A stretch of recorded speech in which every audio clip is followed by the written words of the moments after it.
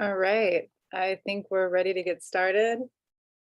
Hello and welcome to Palestine for Hawaii. I'm Dr. Sada Ahmoud, Assistant Professor of Anthropology at the College of the Holy Cross. And on behalf of the organizers, I'd like to thank you all for joining us today. I'd also like to take a moment to thank our friends at Jadalia for hosting our webinar, and to a couple of folks who you won't hear from, but who have been instrumental in bringing us together behind the scenes. Professor Noura Erakat of Rutgers University and Dr. Ali Musleh of Columbia University. In the wake of... Sarah? Yes, please. We just went live, so you might want to do a very quick recap. I mean, we went live halfway through just to make sure that we are catching everyone who just joined live. Of course. Okay. Thank you, Bassem. All right, let me just start from the top. Hello and welcome to Palestine for Hawaii. For everybody that's just joining us, I'm Dr. Sada Ahmoud, Assistant Professor of Anthropology at the College of the Holy Cross. And on behalf of the organizers, I'd like to thank you all for joining us today. I'd also like to take a moment to thank our friends at Jadalia for hosting our webinar, and to a couple of folks who you won't hear from, but who have been instrumental in bringing us together behind the scenes, Professor Noura Erakat of Rutgers University and Dr. Ali Musleh of Columbia University. In the wake of the recent wildfires in Maui, our teach-in today centers the histories and experiences of Kanaka Maoli communities with US settler colonialism in Hawaii, continued organizing for Hawaiian sovereignty, and practices of solidarity between Hawaii and Palestine. It is grounded in the recognition as Palestinians that Native Hawaiians' ongoing struggles for freedom from US military occupation and settler colonialism are interconnected with our own continued struggle for liberation from Israeli colonial violence. I was fortunate to be invited to visit Hawaii this past year as part of a Students and Faculty for Justice in Palestine Decolonial November visit. The visit, which was largely organized by one of our wonderful colleagues here, Professor Cynthia Franklin, which brought me to UH Manoa and to meet with scholars, artists, activists, and movement workers in the local community, opened my eyes and my heart as a Palestinian to Kanaka Maoli Native Hawaiian experiences with US settler colonialism and military occupation and their ongoing struggles for sovereignty. It was a deeply moving experience for me and for my daughter, Aya, which we learned is an important word in the Hawaiian language, not only because of what I learned, but also because of the warmth and joy and love with which we were welcomed. It felt like a homecoming. Friendships and community, sharing our stories with each other and uplifting each other's movements are, in Cynthia Franklin's words, the things that, quote, breathe life into struggles for human being and belonging to one another, to more than humans, and to water, stars, sky, Aina, end quote. It is this urgency for uplifting each other's collective breath and continuing to build connections across our communities that brings us here today. When I returned from Palestine just a few weeks ago and began learning about the devastation in Maui, I felt the familiar pain and grief that I felt so often watching my own community struggle to rebuild after the multiple disasters wrought by colonialism in our own homeland. We in the Palestinian community decided to organize this teach-in as an expression of love and reciprocal solidarity with our Native Hawaiian family.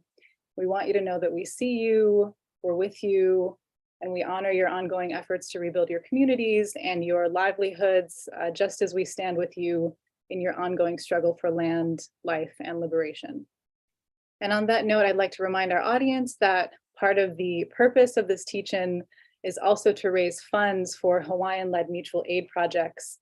And we're lifting up two in particular that have been doing incredible work on the ground: Maui Medic Healers Hui, a grassroots community organization that provides grounded, culturally appropriate physical, mental, emotional, and spiritual support in times of distress and repair, and Pacific Birth Collective, a community-based network that is working to meet the specific needs of pregnant moms, children, and newborns with housing, medical care, and other needs.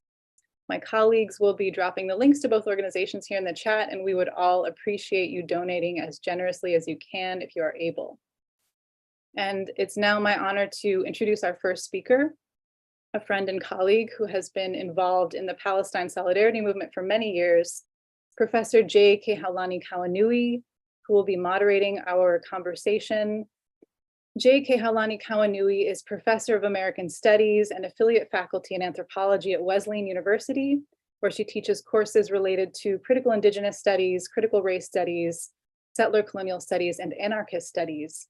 She is the author of Hawaiian Blood, Colonialism, and the Politics of Sovereignty and Indigeneity, Duke University Press, 2008, Paradoxes of Hawaiian Sovereignty, Land, Sex, and the Colonial Politics of State Nationalism, 2018, and Speaking of Indigenous Politics, Conversations with Activists, Scholars, and Tribal Leaders.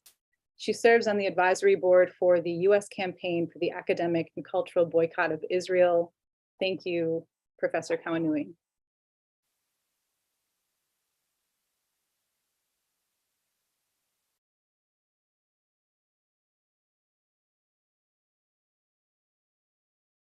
Pardon me. Can you hear me now? Okay, great. Thank you, Sarah, not just for the introduction, but for organizing this teach-in and fundraiser. Aloha kako, Valina kako, greetings everyone. Mahalo and shukran for tuning in today. I also want to thank Noor and Ali, mentioned earlier, for their work on the beautiful promotional electronic flyer. I've just put the speaking order into the chat box and want to let people who are attending know that we'll go to the top of the hour. And then after the program, we close that part of it, we will have a Q&A session for 20 more minutes.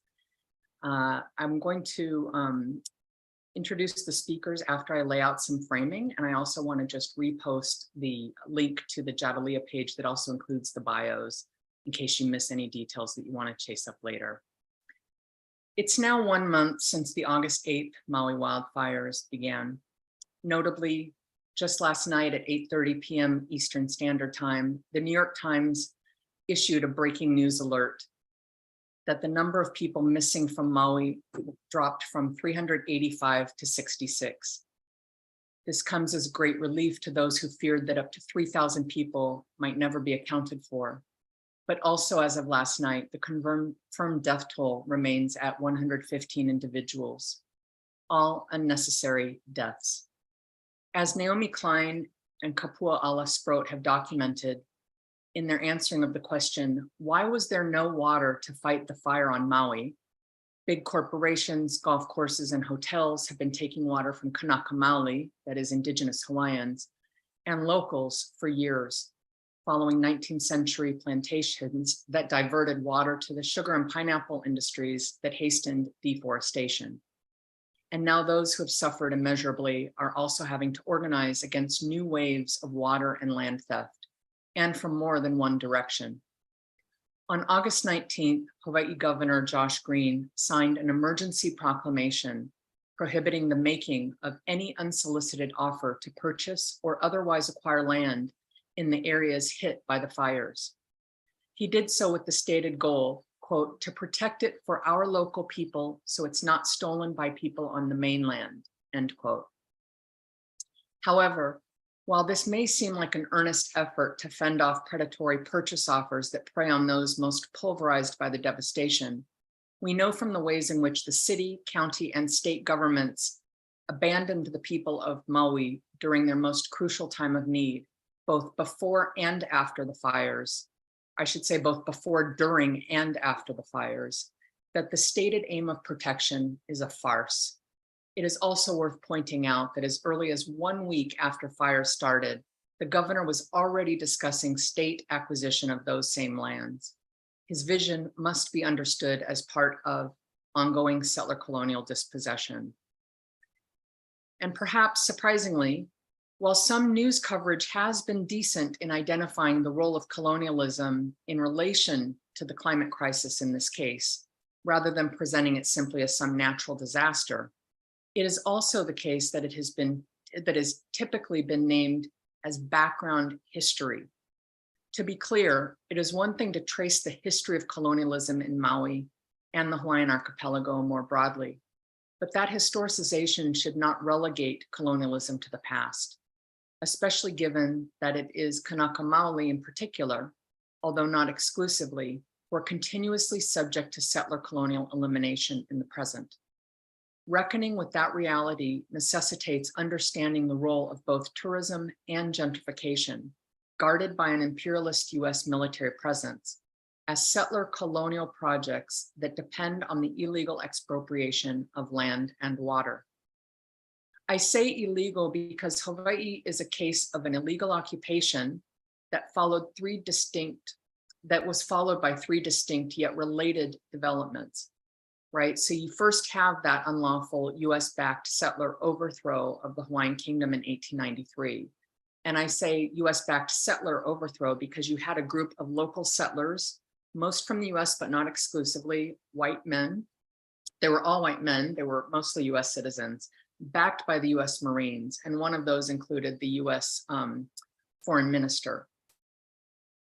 Then you have after that, a change in presidential administration. I can't rehearse the whole entire scene between that 1893 and annexation of 1898, but suffice to say that in the midst of it, you have the settlers forming their own government by 1894 called the Republic of Hawaii, and they make a bid for the US to annex the islands. And so you have the unilateral annexation by the US federal government in violation of international law operating at the time of the archipelago, the entire Kapai'aina o Hawaii, as a US colonial territory. And then after that, you've got the attempted, for decades leading up to 1959, the attempted absorption of the Hawaiian nation into the 50th state of the so-called Union. I lay all this out not only in a cursory way, but not only to offer broader political context, but because I also want to highlight the structural comparisons with Palestine, which, as Sarah mentioned earlier, are grounded in the overarching mode of domination at work in both sites, settler colonization. Notice I didn't say settler colonialism, I said settler colonization. This is not to erase or deny the reality of occupation and illegal apartheid in Palestine, but to understand both as part of a settler colonial project, as they work in the service of Israeli land expropriation, and hence the expulsion of Palestinians. Right, so just in two examples, Netanyahu has been very explicit for a very long time about his aims to annex the West Bank, where we see the state of Israel backed and bankrolled by the US, flooding that territory with settlers. It is also worth noting that Palestinians are no strangers to water crises. Just last week, Al Jazeera reported yet again on regional droughts intensifying, temperatures rising, and Israel's far-right government entrenching military rule over the occupied territory, worsening Palestinian access to water for everything from bodily consumption to farming, as the demands of Israeli settler outposts are violently prioritized. It is the prioritization of settler society, of settler futures that must be tackled and brought down, and as the people of Maui rebuild.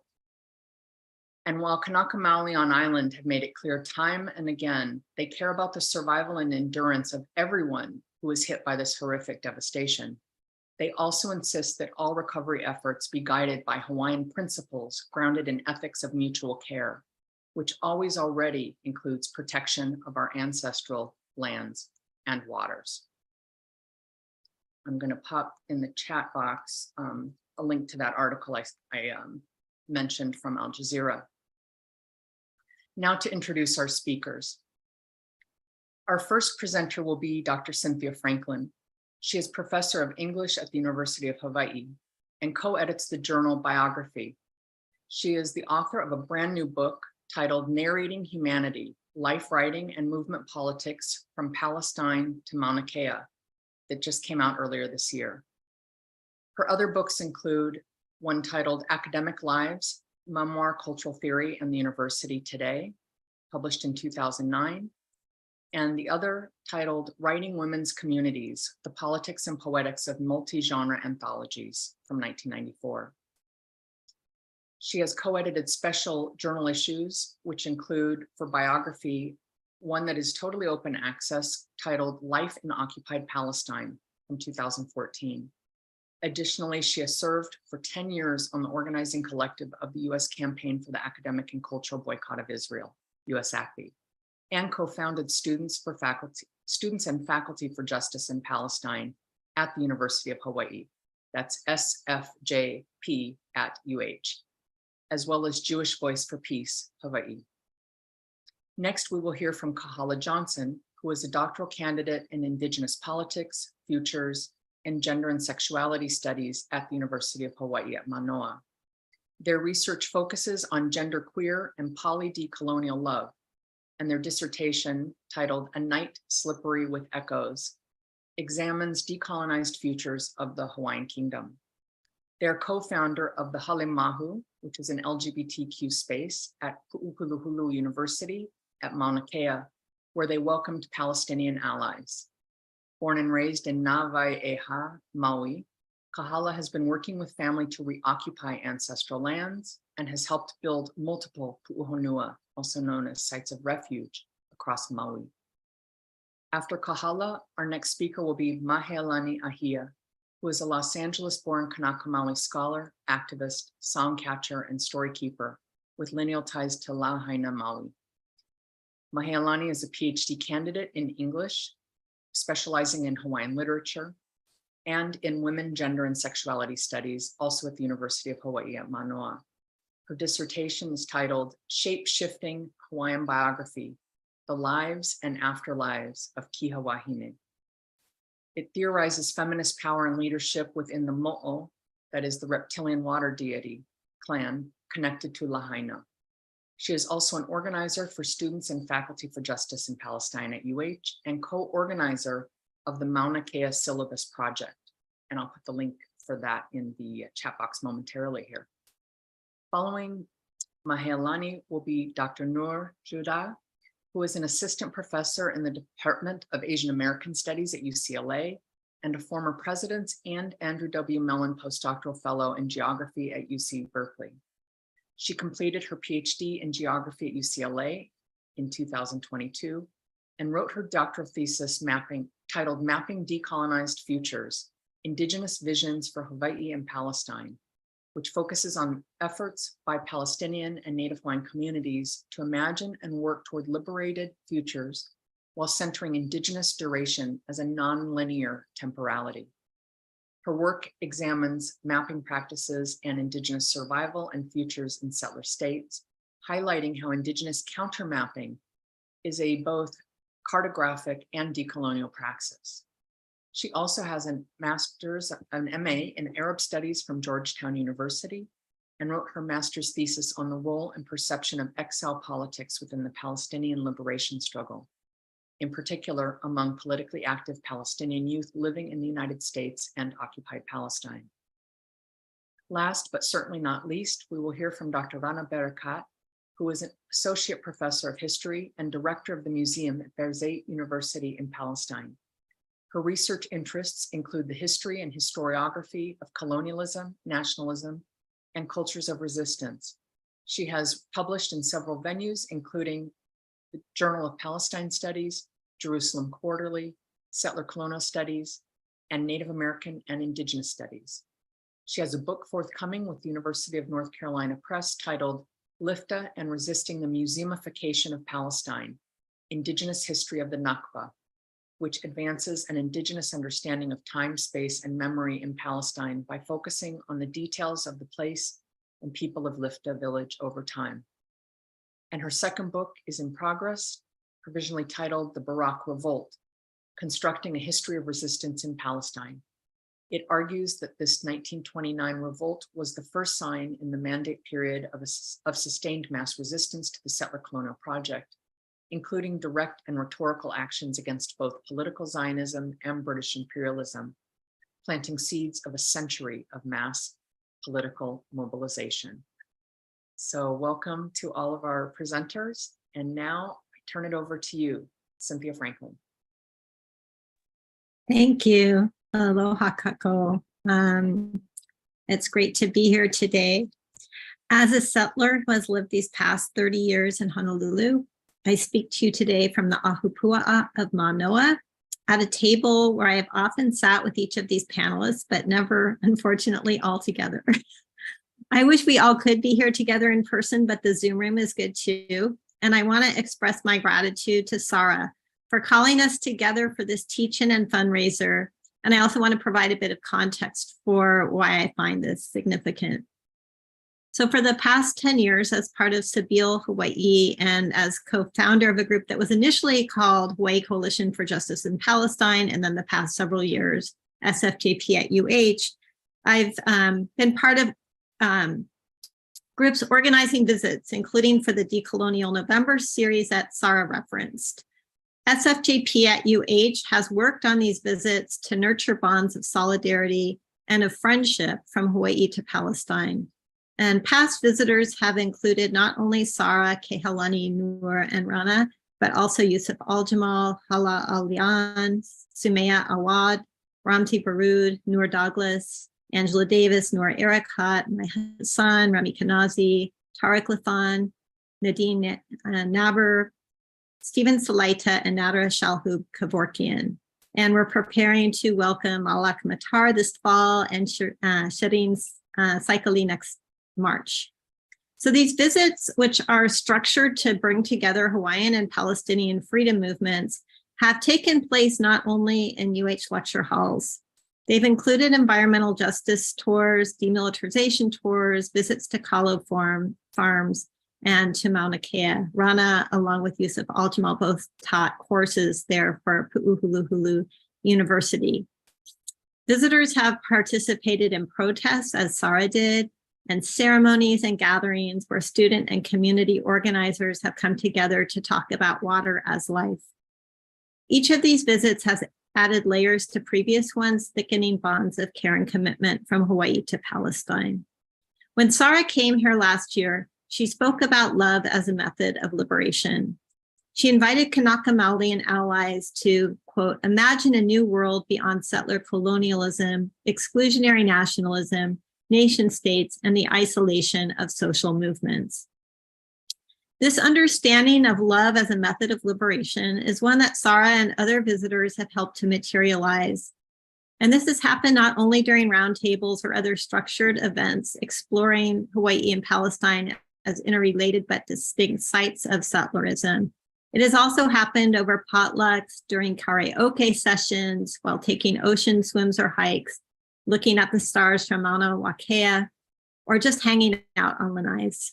What I have learned from these visits is that it is not just once-off events, but the spaces between them and the accumulation of these visits over time that foster the conversations and relationships needed to maintain solidarity as a structure.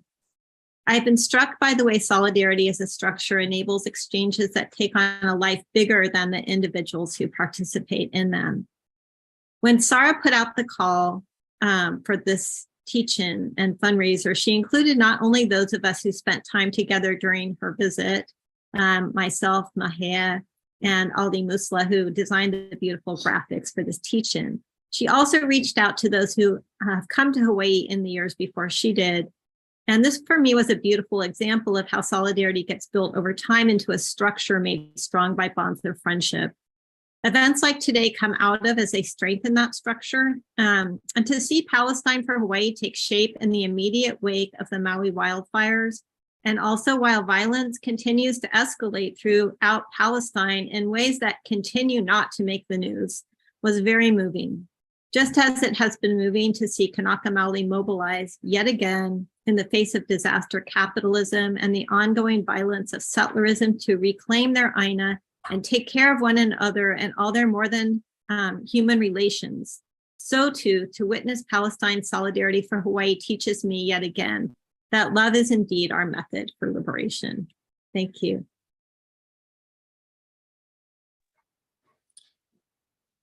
E na ke I mai ka po mai e nana ia mai ka hale o kako mai luna alala mai kahiki mai kahiki na ako mohona mai ka kai a loko au ki ia malama ia e ho pale aku na ho ki kana ko kako mohona a mama ua kapu.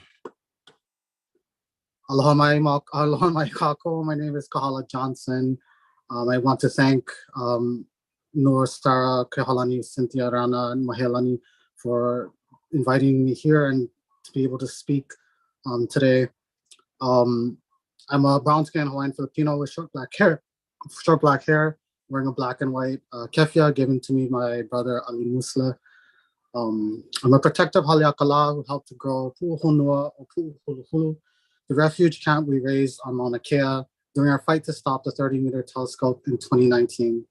Together with Keomoku Kapu, Ui Kapu, Noelani Ahia, Kahiki Niles, Linda Magallanes, Vicky Coluna Palafox, Consuelo Apollo Gonzalez, and Na'aikane o Maui, we built Pu'uhonua o Kaua'ula in 2020 as a sanctuary to protect our ancestral bones from defilement by millionaire desiccator Peter Martin of West Maui Land Company.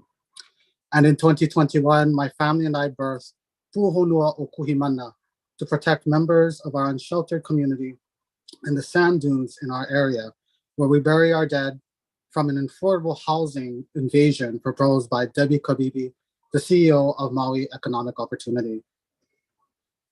I share this genealogy of refuge building to remind us that Kanaka are Pu'uhonua builders. Pu'u are raised grounds where the seeds of our survival are planted. Honua is the unflinching earth beneath us, the enduring Papahana Moku, who outlasts all disaster. Pu'uhonua are sanctuaries grown in sheltered enclaves, hills, cliffs, shorelines, and mountains, places that are ritually consecrated to protect those within from peril. In the distant past, Kanaka Maoli, fleeing the violence of war, invasion, chiefly punishment, or famine, could retreat to Pu'uhonua, where they could find safety. In Lahaina today, thousands of people seek refuge. The people hunger for the breadfruit of Mala, they thirst for the waters of Kihavahine, and they are growing Pu'uhonua at the burnt edges of US disaster capitalism. The United States is disaster incarnate, a war machine that kills Black, Indigenous, Hawaiian, and Palestinian peoples, the collective catastrophe ruining our lands, rivers, and seas. American occupation and colonization is the war waged against Hawaii and Hawaiians, just as Israeli occupation, colonization, and Zionist apartheid wage war against Palestine and Palestinians. The settler state is the shared crisis we face as Kanaka Maoli and Kanaka Palestina, who fight every day for the survival and liberation of our land and people.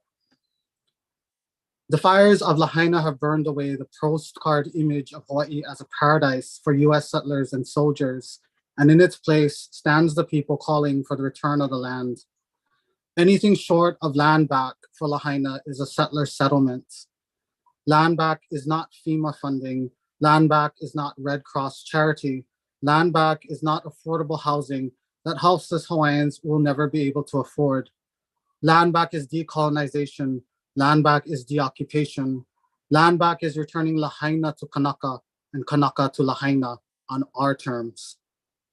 Land back is a promise to never settle for what the settler offers when you can take it from them instead. We are taking the land back. We are growing sanctuaries at Lahaina in the ashes of the occupier. Lahaina is a pu'uhonua, and a pu'uhonua is sovereignty now. Hawaiians like Keaumoku Kapu and Ui Kapu, Maiohana, are sanctuaries, and the return to ancestral lands in Kaua'ula, Lahaina years ago was a watershed moment for Maui. The Kapu family does not wait for sovereignty or liberation to arrive. They have been building pu'uhonua against the disaster of US colonization and occupation for decades. With the support of lawyer comrades Richard McCarthy, Lance Collins, and Bianca Asaki, Keaumoku has fought and won against Pioneer Mill Plantation and West Maui Land Company, who stole water and land to grow sugarcane and gated communities in Lahaina. Pioneer Mill was founded by James Campbell, who helped to overthrow Queen Liliuokalani of the Hawaiian Kingdom in 1893. And so this battle for land back and water back in Lahaina is a struggle in the courts and in the streets to obtain justice for Kanaka Maoli for over 250 years of oppression. In the early 2010s, Keaumoku and his family established Na'akane o Maui in a building that was used as a soup kitchen for the International Longshore and Warehouse Union, or ILWU, when they struck against Pioneer Mill.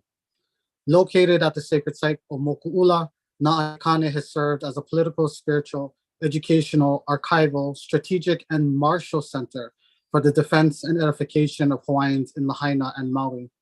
When wildfires destroyed Lahaina homes in 2018, 2020, and 2021, Na'akane mobilized the community to provide shelter and mutual aid for survivors of this disaster. I myself remember seeing members of Na'akane on the front lines of the fires carrying buckets of water to slow the spread of the flames, placing their lives at great risk to protect the people. This is Pu'uhonua. A month ago, Naikani Culture Center was destroyed by wildfires, and we grieve this loss as we grieve for our dead, our missing, and all those traumatized at this time. We are grateful for the support that can be given today as an act of solidarity between Palestine and Hawaii. Despite the loss of Naikane, we know that a Pu'uhonua is not a structure or a building. Pu'uhonua is a people. Pu'uhonua is a place where we are liberated by our love for each other. A Pu'uhonua is aloha, and aloha is the union of intimacy and intifada. The Maui medics healers hui embody the practice of aloha as intimate uprising. Founded in 2015 by Noelani Ahia to protect the protectors of our sacred mountain Haleakala on Maui, the medics were called by Dr. Kalamaniheo in 2019 to create the Mauna Medics, a direct action frontline medical team which has supported the protectors of Mauna Kea on Hawaii Island at Pu'uhonua o Pu'uhuluhulu. As sister organizations, Maui Medics and Mauna Medics were the first Kanaka Maoli grassroots organization to provide a decolonial healing response to the physical, psychological, spiritual, and medical needs of those hurt and displaced by the fires. Born in the struggle for Hawaiian liberation, Maui Medics provides a sanctuary of aloha beyond the medical, industrial, and psychological industrial complex, a refuge which centers Kanaka Maoli and other marginalized people in their practice of primary care as resistance. Maui Medics and Mauna Medics are Pu'uhonua doulas who are performing the difficult work of birthing the future of aloha we desperately need now. For Pu'uhonua are our future, the future we flee to as we escape the abuse and abandonment of the settler state. While the fires of US imperialism continue to bombard and burn us, in the ruins of empire lies the promise of refuge. In the ruins of empire, we build sanctuary. When they scatter us like seeds, we grow sanctuary. Where we wander homeless and houseless, we find sanctuary. My loko, my waho, we seek sanctuary. And sheltered in the we of our gathering now, we are sanctuary. E na kia I mai ko mai e nana ia mai ka hale o kako, mai luna alalo mai kahiki a kahiki, mai kahiki na a kumuhana mai yuka kai mai loko a waho. Kia I ia, mālama ia, e pale aku I nā ho'opilikana in ko kako nohona. A mama ua noa.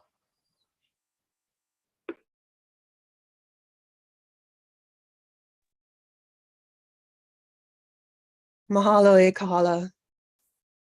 Aloha mai kako o Mahealani Ahia ko uinoa, hau'ole au me ka mahalo I ke la. Hi, my name is Mahea, and I'm really grateful and happy to be with you today. As a diasporic Kanaka Weevi, or person of the bones, I was born in Los Angeles on the Tongva lands and raised near the seaside of the Ahashiman lands in Orange County. About 15 years ago, I had a recurring dream in which I could chant and speak in Hawaiian. And since I could do neither at the time, I took it as a ho'elona, or a sign that I needed to move home to my Hawaiian father's homeland of Maui to learn. So as a lineal descendant of Lahaina Maui, and I can trace my genealogy so far back to 22 generations to Pi'ilani, I remember feeling that it was the very first place that my feet ever felt truly at home. My feet felt grounded, where I actually belonged. And so today I'm going to be sharing some stories of return. Because the restoration of Maui land will require a return of our waters. And a restoring of our colonial history means remembering and reviving our sacred symbols and a resurgence of our practices. But most of all, it means a restored decision-making power and agency by the rightful kia'i, the protectors, the Kanaka who hold the deepest genealogical and geographical connections to the Aina, to the land. Aina is our term for those, or aloha Aina is our term for those who love the land.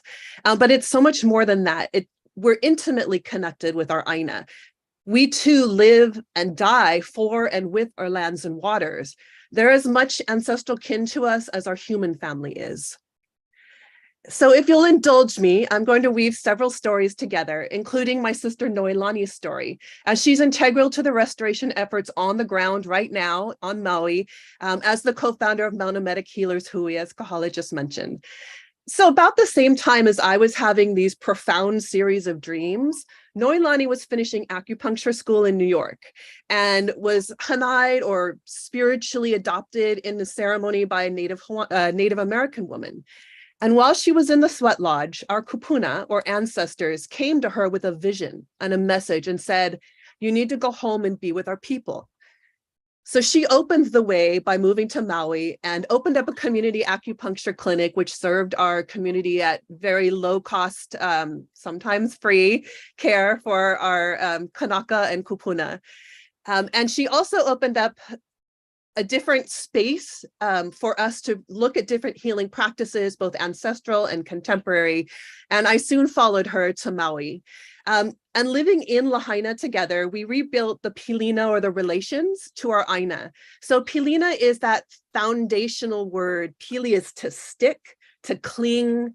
Pilina means to bind us in reciprocal relations. And that comes with kuleana, that comes with a responsibility and a great privilege to serve each other.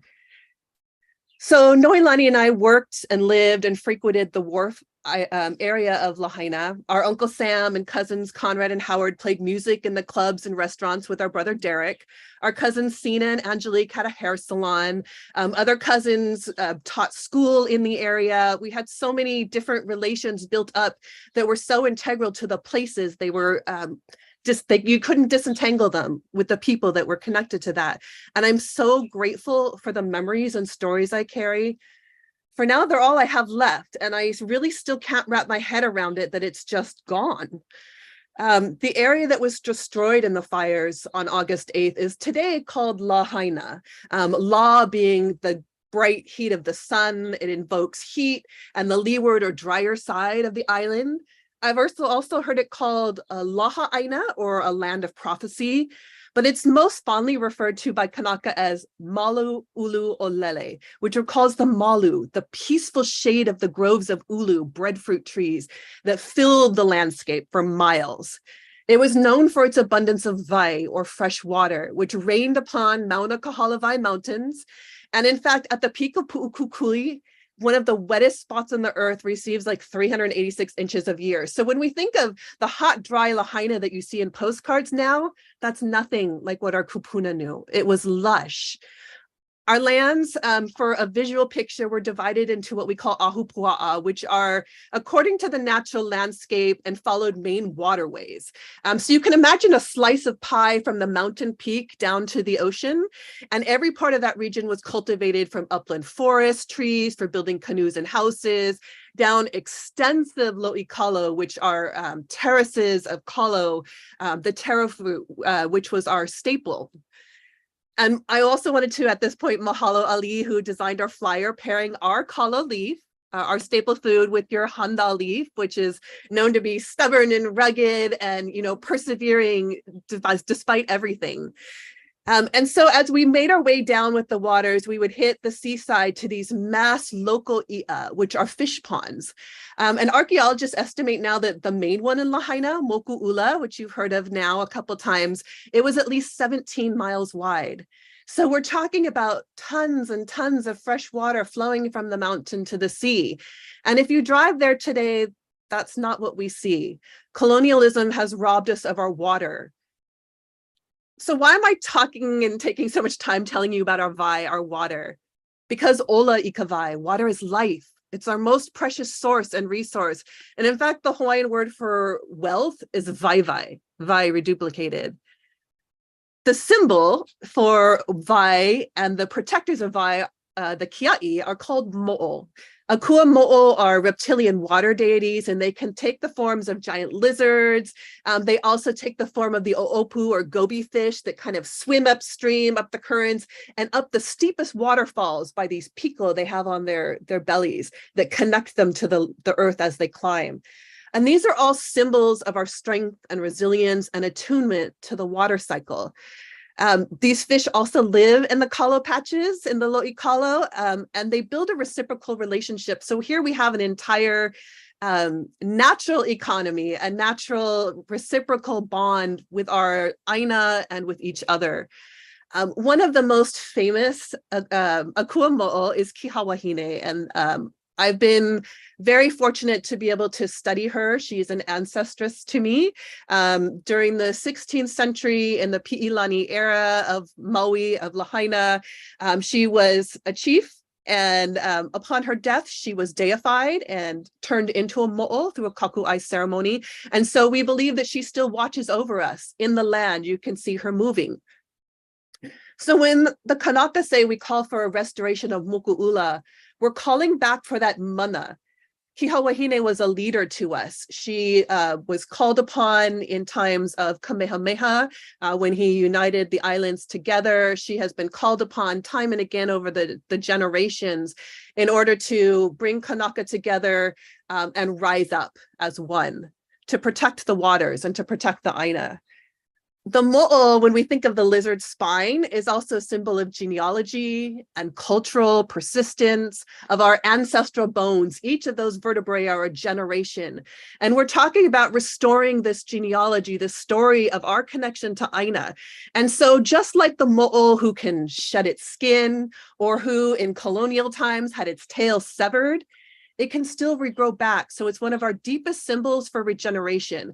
And that's really important to me and my sister as diasporic Kanaka, who have been moku, have been severed and displaced onto the American continent. But somehow through our dreams and our visions and our sacred spaces that have been held by other indigenous people. And this is really important. We find homes in each other. We make pu'uhonua in other indigenous folks. We have the space and safety in order to hear our own kupuna call us home. And so we have been called home to Moku'ula to help restore the waters. And so my sister is on the ground today as we speak. Aloha e noelani. I love you, my tita. And I thank you for taking this journey with us. I leave you with another story about piko. So piko are our umbilical connections. We have 3 piko, one in our head that connects us to the ancestors, one in our belly, which connects us to the contemporary generation, and one in our ma'i or genitals, which connects us to the future generations. And we think of this long continuity. There is a story of a mo'o that lives above Moku'ula called Mauna Kahavahine, and she is a great female mo'o. And from her, it is said, jumped a tiny baby called Mo'oahia, which is really important to me because that's our last name. We're descended from this Mo'oahia who is said to, with its umbilical cord still connected, jumped and leaped all the way down through Tahiti and down into Rapa Nui. So it connects us throughout the Pacific, but somehow it was called back by its mama and it found its way, bounded back into the landscape. And you can now see the baby kind of hiding and peeking its head out, looking over Moku'ula. And so we also call out the names of Mauna Kawahine and Mo'oahia to restore our mana to that space. It is a piko to us, and piko are the center. There are our world center, the peaks of mountains, everything that is centering those most harmed. We apply these kinds of principles of piko in our collective care work. Unfortunately, I see our stories have been colonized in the land itself. So when other folks say they want to restore Lahaina, they're talking about restoring the banyan tree, which the banyan tree was a beautiful tree that is actually not a Kanaka tree. It was planted originally in the 1800s by one of the missionaries, and it has become a symbol for those visiting to sit under the malu of that. But Kanaka ourselves have a funny meme going around on social media saying, not malu of the tree, but malu ulu olele. So we need to restore our own symbols, not those of the colonizers. When folks think of restoring Lahaina, they think of the sugarcane train. They think of the great sugarcane that they can eat. They think of pineapple plantations. They think of missionary house tours and touring that part of Lahaina. But that's not what we want to restore. We want to go back in our genealogy and restore the waters that have fed us that have fed us for generations. And so in order to do that, we need to decolonize our imaginations. For so long, this rhetoric of inevitability of the march of progress across our lands and bodies, we're told that we need tourism. And yet tourism actually, if you look at the numbers, is not the number one source of income to our islands. It's actually military. So they do tell us we need the military, and yet the military is constantly poisoning us. There are leaks of the telescope on top of our sacred mountain, Haleakala. We know on Oahu that, you know, the tankers from Red Hill are leaking. We're told that we need police. And unfortunately, they put our own Kanaka on the front line to stand against us when we're protecting our own lands. When those Kupuna and Wahine stood in Lahaina to protect the iwi that we are being desecrated, they sent our own Kanaka police to stand against us. So they do this on purpose. We're told that there aren't enough funds to build hospitals on the west side, and yet at the same time, they're currently in the permitting process to build an entirely new town in Honolulu and in Oluwalu, which are just north and south of Lahaina. So they don't have money for care, but they have money for more industry to bring in other folks for quote unquote affordable housing. Unfortunately, all of these stories of a return of Lahaina do not rest with us. And so, as Kahala mentioned, we had a vision of what could be. And I turn now to the time when we were on Mauna Kea. And I remember sitting outside and Rana telling a story, a beautiful story about hope, and reminding us not to always center the colonizer's stories, but to really envision our own stories. And I remember sitting in the poetry workshop with Sarah and dreaming with Ali about what we could build. And I was able to write another poem in your course and another letter. And so all of these movements of solidarity help us dream bigger. I remember being on the Mauna with Noor, and she was telling us about in geography how they were designing landscapes where there would be a place for those who would want to return from the diaspora to stay for extended periods of time. So now when Kahala and I envision our own pu'uhonua for our ohana, we tell each other, make sure we have a space dedicated to those who want to return, because maybe they can't return now for a long time, but they can come for a while.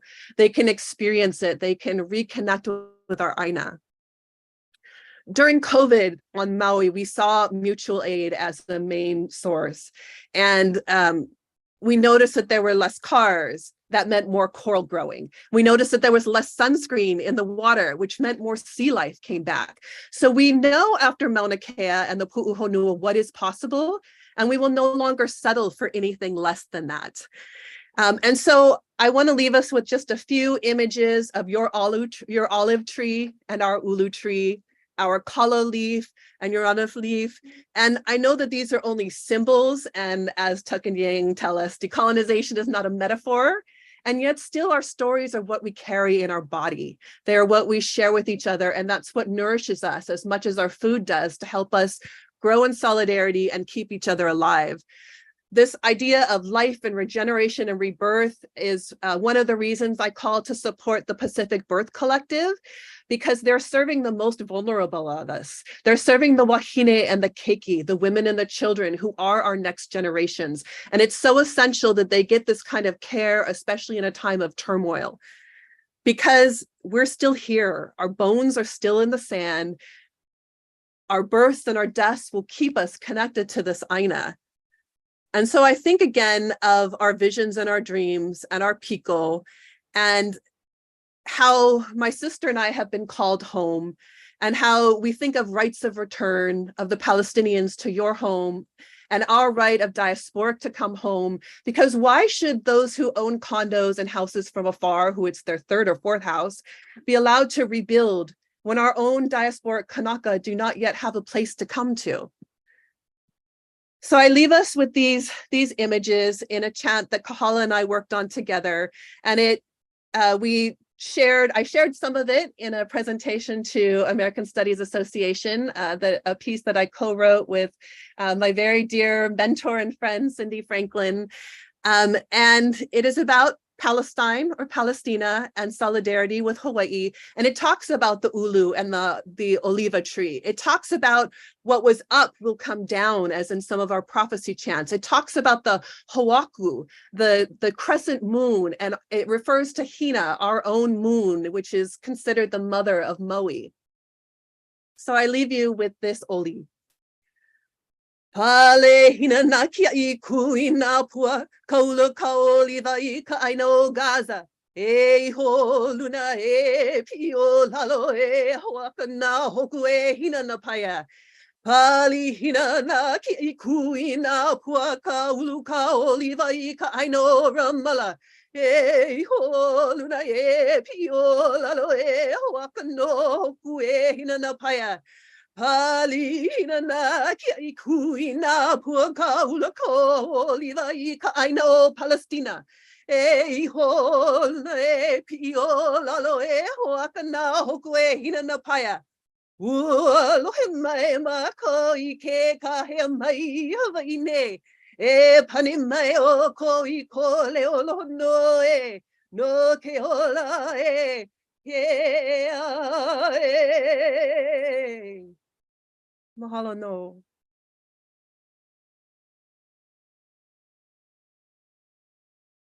Well, I have no idea how any of us are supposed to follow that. Thank you so much, Maya.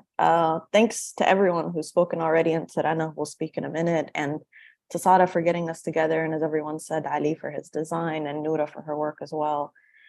I think after such wonderful talks, it's hard to know what to share. And certainly Keolani and Mahea and Kahala have given us so much to think about, particularly in regards to the specifics of Maui and Hawaiian history. And I hope that it's been as informative and enriching for everyone that's joining us today on the call and may watch the recording as it has been for me.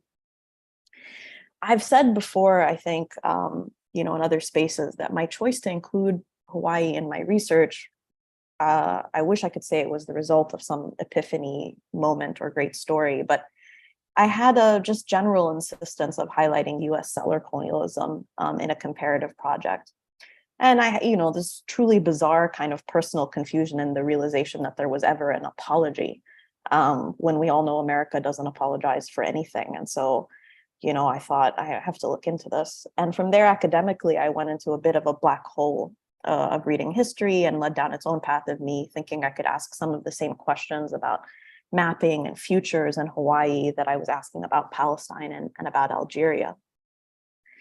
But it was really in the experience of being in Hawaii that was truly transformative, not just in an analytical approach, but in a personally political one. I don't think I've said this before, or maybe the more honest term is admitted this before. But my time with Kanaka Maoli in Hawaii is the first time I think I ever really viscerally felt outside of the Arab world solidarity from others for Palestine. It's not that I hadn't spent a lifetime witnessing and attending events across the US or Europe that were incredibly pro-Palestinian and done with love and good intention. But for all of our attempts to characterize terms like radical love and reciprocity, I realized that for me, the loudest form of solidarity was silence. And I know that sounds crazy to some of us because we spend so much of our lives individually and collectively trying to raise voices, our voices, the voices of others. But the silence I'm talking about here is the one that we have in the presence of each other. The silence between us, between Palestinians and Arabs and Native communities, Black Americans, colonized, formerly colonized populations around the world. And it is a silence in very specific, almost impossible to name moments that signals to me when I'm in a space or in the presence of people who understand. And when I arrived in Hawaii, right, or started reading or going to events to learn more, I was in a whirlwind of familiar terms: occupation, annexation, dispossession, settlement, homeland, diaspora, exile, but in a completely unfamiliar context, right, of the Pacific. And I had, some vague previous references of history that I understood, but nothing, admittedly, that compared to the knowledge I had of the Middle East. And I still have so much to learn.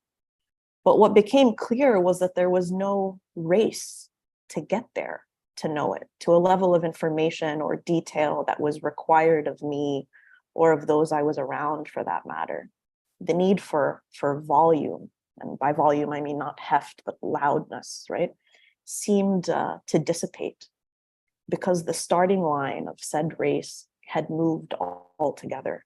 You talk and you vent, yes, and ask each other questions and debate details and paths forward. It's not the conversation that vanishes. But all the talking is not out of a need to prove something. It's to be with one another and in a quiet that you don't have to explain. I'll tell a quick kind of funny story. When my parents came to visit me in Hawaii, our friend Kyle from Detours took them around one day. And we stopped at a beach in Waimanolo, and my dad smiled and took a deep breath and said it reminded him of Deir el-Balah in Gaza. It's a beach in Gaza. Guys, my mom and I, we lost it. We laughed so hard at my dad that we almost fell over laughing. There is nothing about where we were that resembles anywhere on a coast in Gaza or any other Mediterranean coast for that matter. There was no resemblance visually, right? And my dad and Kyle looked at us and asked, "Why are you laughing?" And so my mom and I had to very sort of innocently explain to Kyle that comparing with where we were standing to Gaza seemed comical to us. My dad was not amused by our mocking amusement. And he tried to correct very quickly by saying it was the color and the feel of the sand, not the overall view, right? But by then, my mom and I had had our laugh and we knew what was happening and we smiled at my dad. But Kyle looked at my dad, who he'd met only a few hours earlier, put his hand on his shoulder, helped him take off his shoes so he could walk around barefoot for a little while. And Dad thanked him. And in return, surprisingly, was the quietest he'd been all day.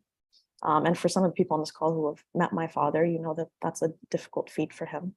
There was no lecture on British history in Palestine or comparison of plant life to the Mediterranean or prodding questions to Kyle that had been happening all day. He took his walk on the coast, on the beach, and he went home with a smile on his face. After the initial moment where my mom and I chuckled, what I was really smiling at for the rest of the time that we were standing on that beach was my father having one of a dozen moments that I had had for the last couple of months in Hawaii. Quiet moments. And he had quite a few that day. So did my mom. Often accompanied by a smirk and or a disapproving shake of the head at a historical story.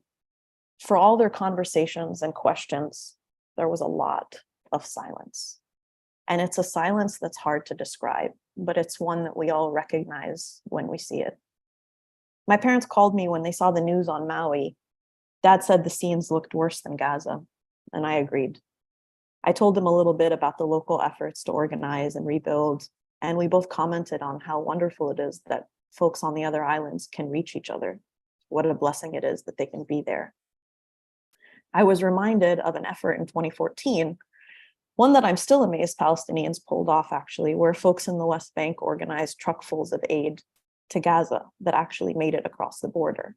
It wasn't and isn't unusual for the community to show up for each other, but it was a rare occurrence of the occupation not crushing the attempt. As Keolani and Mahea and Kahala laid out for us, what happened and is happening in Maui now is about more than a heartbreaking natural disaster. It is a direct result of ongoing colonization, dispossession, and occupation. And as Kahala insightfully named it, it's the first time I'd heard someone say it this way, collective catastrophe. It's one part of a global Nakba.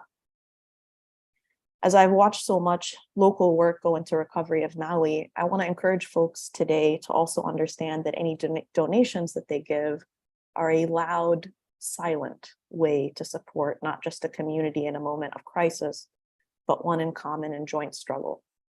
Living through a moment of sumud, steadfastness, as we say, in a long history of surviving and rebuilding. We are communities, both communities and many others for that matter, that feel our pasts, presence, and future all at once. And while at times that can feel debilitating, In other moments, it is empowering and reminds us that our connections with each other and those around the world who understand us, who we can comfortably sit in silence with, that silence is stronger than all of the noise. So on that note, I will pass it to the wonderful Rana Barakat to finish us out for the day. Thank you, Noor. That was beautiful, and I want to attest to what you just said, Noor. I am speechless, and I'm not often speechless, so this is pretty huge. I want to begin my brief intervention with gratitude. I'm honored to be a voice among many radical comrades in conversation here, hosted in the space of Jadaliya. And I'm humbled to be coming together in tragedy and in solidarity as the fires on Maui continue to impact the lives of so many Kanaka Maoli. I'm proud to say that I've shared space and stories with these wonderful humans before, some in Palestine and all in Hawaii, including 2 other names that others have mentioned who were part of the planning of this, Ali Musleh and Noura Irakat.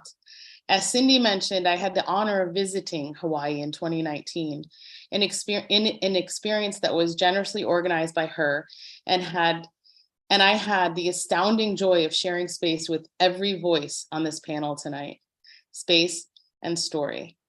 I want to remind everyone here of the resource page, which is put into the link of the docs, and it's going to be up on the Jadaliya site. It was put together by folks here, as well as our collective support for mutual aid. We're coming here to support mutual care. I am and will remain in a state of speechlessness when Mahia just described how she herself cannot believe that it is now gone. There's nothing to say after that. I do not know how to speak after that, other than to help us all come together and feel in the most intimate spaces and places of ourselves that we have inherited from those that came before us, our ancestors. We remain to restore, and to my sweet friends, return. I must confess that I've long struggled with the concept of solidarity, but I want to share this evening. It's really late here, so it is late evening. I'm coming to you from Ramallah in Palestine. I feel this space of being together as a gathering, as Amal Bshara describes it. And tonight, to borrow from what Cindy mentioned earlier, we have done these gatherings over time. And over time, we've created in these gatherings layers. And I think perhaps Cindy has helped me understand that solidarity is built as a structure. I understand in our ongoing relationship of shared stories that I want to listen. I need to listen. We need to listen. Listening is how we mobilize. And as Noor just beautifully described, listening also is part of the powerful silence. Our lives are shared and our futures are shared. As mentioned in the announcement to this event, Kanaka Maoli have taught us that these wildfires in Maui are not natural, but they are settler colonial disasters with roots in the exploitation of native lands, waters, and other natural resources.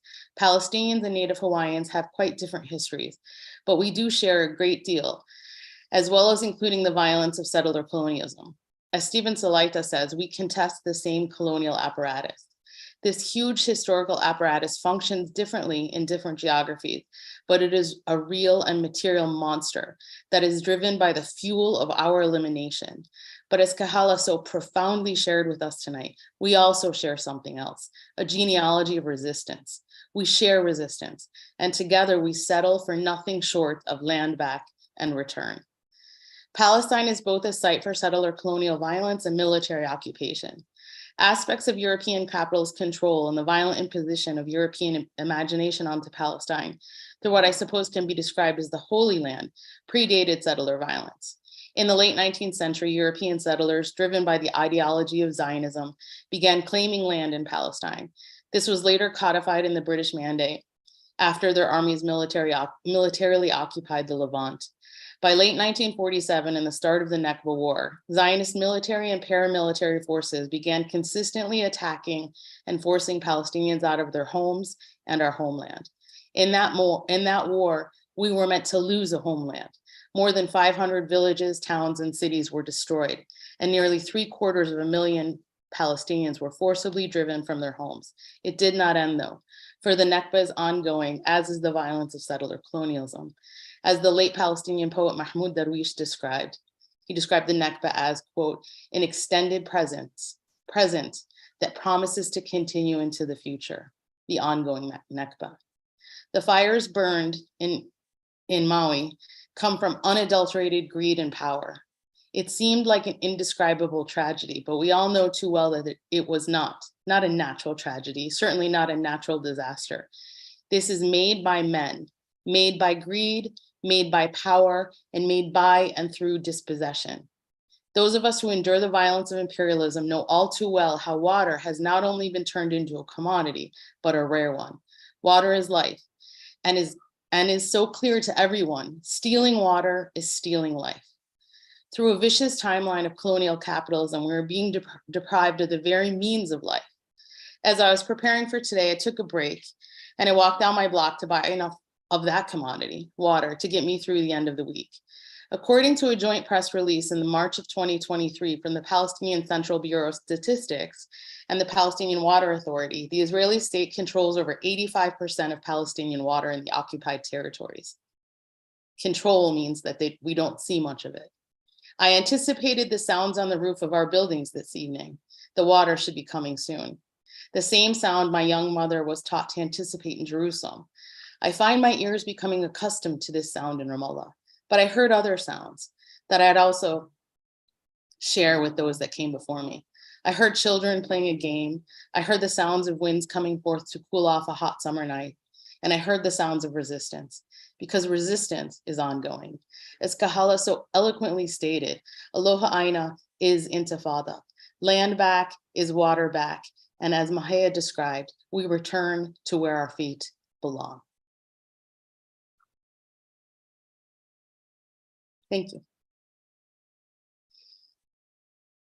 Thank you all for your outstanding, beautiful, powerful, and compelling presentations. Wow. Okay, so we would like to have some time, 20 minutes for question and answer. We understand if people need to log off. This is being recorded and can be retrieved subsequently through the Jadalia YouTube channel, where it's being live streamed right now. And if you could type your question into the group chat, that would be great. If you're not in a position to type it and can somehow signal to me or one of our other presenters, I can help facilitate that part of it as well.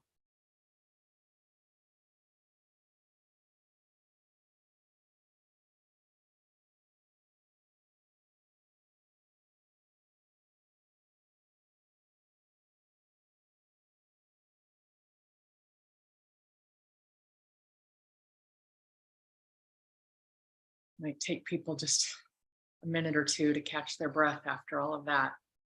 Really, there's so much there. I do have a question. I don't want to preempt anybody from the audience, though. I can put this out, and if somebody else chimes in, we can kind of keep this one looming in the mix. Mahealani, you mentioned explicitly mutual aid. And one of the things that I think about when I think about decolonization, which I heard in all of these presentations, and also Kahala, you really underscored that using that term. I think about alternatives to state formation, right? Alternatives to any kind of state entity or trying to recapture or reassert statehood. And so I wanted to know if any of you might want to speak to this really difficult moment. I mean, the devastation, the scale of it has yet to be really fully accounted for. The fires themselves were just contained a few days ago. They've been ongoing for almost an entire month. But I did want to kind of open up space to talk about the ways in which Kanaka Maoli in particular on the ground, and indeed on other islands who have found ways to get supplies to family, to Ohana and other community members, supplies in the wake of abdication and straight up abandonment by city, county, and state officials. And then we just saw sort of the pittance offered by FEMA, the federal agency, to boot. around alternatives to any kind of governmental solution here in thinking about decolonization and a Kanaka Maoli centered restoration of Lahaina and Maui and indeed Kapai'aina o Hawaii, in thinking about anti-statist and anti-capitalist modes of rebuilding for a future that I think necessarily have to be part of what we might call, or anyone calls, decolonization.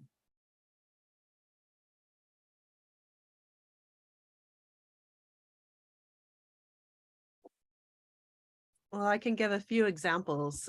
So we have a history of mobilizing that has a long genealogy, but in my own memory, I can think of some of our kupuna in the community, like Auntie Nani Rogers, Punani Rogers, talking about during Iniki, the hurricanes of Iniki in the late 90s. No help came. There was no water, no electricity, no sewage for months. And I remember her telling me, and she said, baby, you don't have to worry because this is how we know that we can come together and we'll take care of each other. It was always us who took care of us. And so when we had the experience on Mauna Kea, we also saw it was always us who takes care of each other.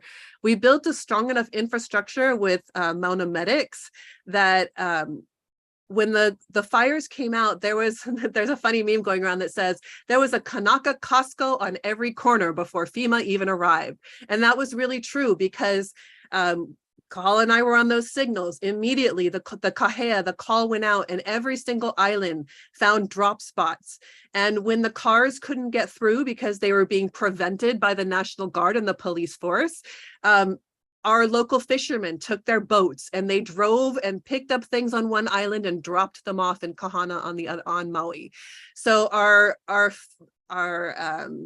hunters on Molokai went and collected a whole bunch of deer and brought over meat. So everyone, basically whatever they had to give, they collected, and we found all kinds of spaces to bring it together. And we have been lucky that we've been able to get things to each other. The other thing that's been really important is that social media has really helped us with is that we've put out lists of businesses that need help.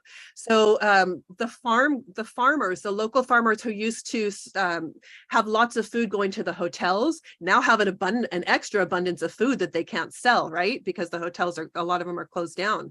So they put out calls and everyone was encouraged to go buy your food. They made CSA boxes to deliver to different sites. So we really do have an infrastructure built up that we can rely on. What we need is the larger powers that be to listen to us and to let us organize and give us the resources to do it. So I have a funny story. I think the first weekend, I was in one of the tents helping my sister, and they created about 6 or 7 little hubs just outside the blackout zone where the National Guard was keeping everyone out.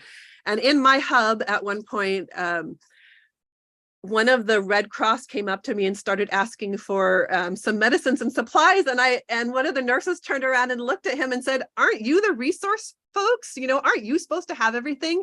And yet here they were coming to us and we're like, we're Kanaka who collected our own medicines and supplies for each other. And now you want to take ours and give it under the guise of Red Cross. That's just one of the many, many stories of sort of a bloopers reel of the ridiculousness of the state-sanctioned aid that's supposedly coming to us.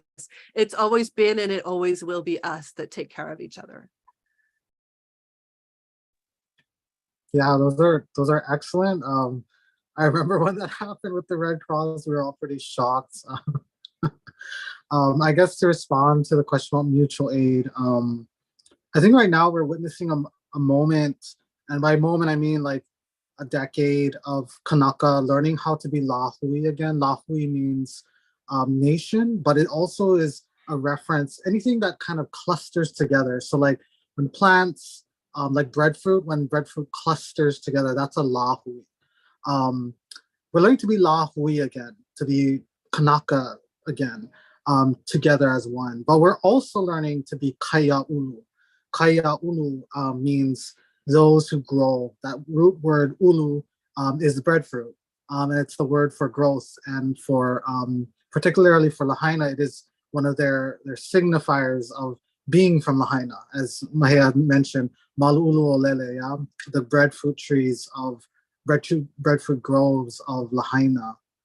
And I think that's where our mutual aid really comes from, these ancestral trees planted by our chiefs and people from not too long ago when the water was still there.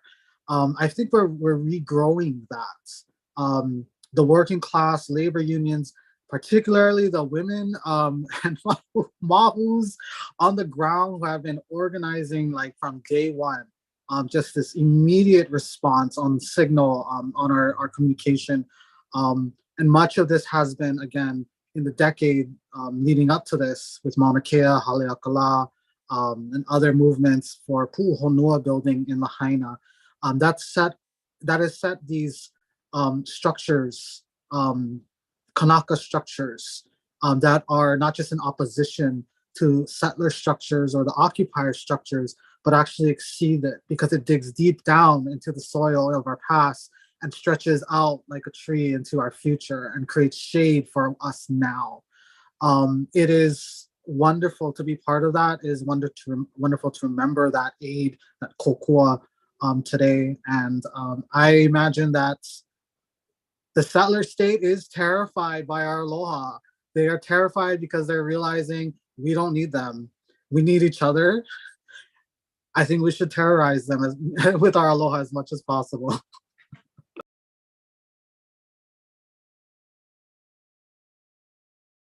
Thank you both so much. Any other responses to the anarchist question?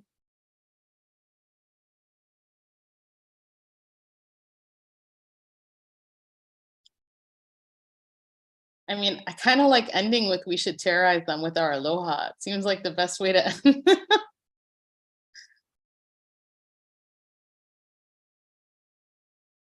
It works across geographies too. It's good. I like it. I mean, I think so much of what we're seeing and what has been described in Maui now, we've seen also, right? This is not the first time we see it in Hawaii, but it's also not something that's new to the Palestinian context either. We've seen it for 16 plus years with the siege in Gaza, 50 plus years of occupation, 70 plus years, et cetera, since its possession. In the refugee camps across the Arab world, through diaspora, through exile, is similar to Hawaii, like whether Kanaka are on the islands or whether they're in California, or the connection there is so strong, and that mutual aid has managed to transverse boundaries that have been set by our colonizers for decades. And we continue to find ways to be there for each other, which I think is incredible, and just goes to show that, you know, it ain't over till it's over. Hear, hear. If I could just add one thing, I think what we need to be constantly aware of in the kind of historical trajectory that Noor just described is that from 1929, I would argue in Palestine, but certainly from the 1930s, the settler state recognized or started to learn what they were afraid of, and they worked deliberately, and they have over 3 generations working deliberately to understand that what our organizations sort of look like and attack those structures. So those are the kind of things. So it is a question about mobilization, Kaulani, and about how coming together in that horizontal structure is important. But it's also, I think we need to constantly be aware of that. That is also something to nurture and protect, because it will and is being attacked. So we need to be aware of what you just described as their fear, and out of their fear comes their rage and their violence. So we need to be very aware of that, I think. Thank you. That's so important. Any other questions?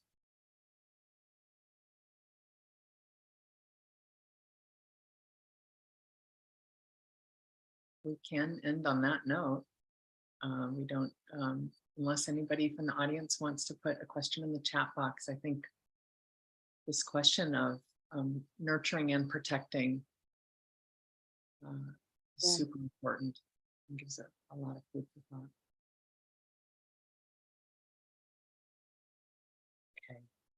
Thank you again, everyone who presented, for your outstanding contributions to this teach-in, and to those of you who attended, and to Sarah and all of the organizers. And hopefully people can pass those links along in terms of the fundraising piece. If you can spread the word, these are entities that we talked about as a group that we want to uplift. And thank you again so much for attending. And